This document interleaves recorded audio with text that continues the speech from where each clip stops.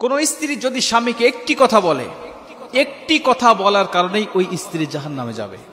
আমি আবারও বলছি, আল্লাহ রাসূল সাল্লাল্লাহু আলাইহি ওয়াসাল্লাম হাদিসের মধ্যে বলেন, বুখারী শরীফের হাদিস, আল্লাহ রাসূল বলেন, কোন স্ত্রী যদি স্বামীকে একটি কথা বলে, ওই স্ত্রী যদি হয় নামাজি, ওই স্ত্রী যদি হয় আল্লাহওয়ালা, ওই স্ত্রী যদি হয় পাহাড় পরিমাণ সওয়াবের অধিকারী, কিন্তু স্বামীকে শুধু একটি কথা বলার কারণে আমার আল্লাহ ওই স্ত্রীকে জাহান্নামে দিবে। এই হাদিসটা পড়ে অনেকেই পেরেশান হয়ে যায়। এই হাদিসটা আমি যতবার পড়েছি ততবার চিন্তা করি, আমার মা, আমার বোন, আমার স্ত্রীর কথা। অধিকাংশ মহিলারা আজকে প্রতিনিয়ত এই কথাটা স্বামীকে বলে যাচ্ছে। অধিকাংশ মহিলারা স্বামীকে এই কথাটা বলে যাচ্ছে। তারা চিন্তাও করতে পারতেছে না যে দিন দিন তাদের স্থানটা জাহান্নামের কোথায় গিয়ে দাঁড়াচ্ছে।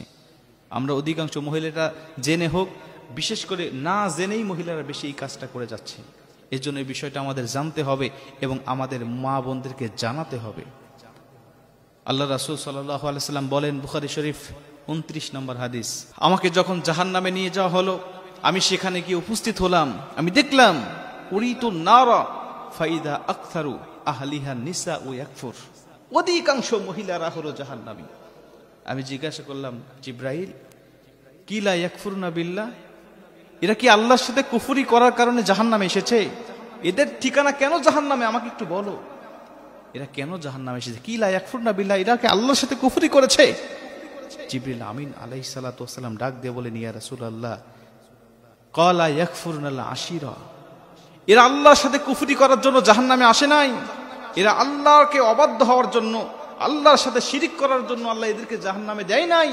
এদেরকে জাহান্নামে দিয়েছে স্বামীর অবাধ্য হওয়ার কারণে এবং স্বামীর নাশুকরি স্ত্রী হওয়ার কারণে। মুসলমান ভাইরা আমার, খুব মনোযোগ দিয়ে কথাগুলো শুনে নেবেন। হাদিসটা যদি এখানেই শেষ হয়ে যেত আমি বলতাম না, কিন্তু পরবর্তীতে জিবরাইল আলাইহিস সালাতু ওয়াস সালাম আরো ভয়ঙ্কর তথ্য দিয়ে ডাক দিয়া বললেন, ইয়া রাসূলুল্লাহ, ইয়া হাবিবাল্লাহ, এই সমস্ত মহিলারা কেন জাহান্নামে এসেছে আমি আপনাকে জানাতে চাই। শুধুমাত্র একটি কথা বলার কারণে আমার আল্লাহ তাদেরকে জাহান্নামে দিয়েছে।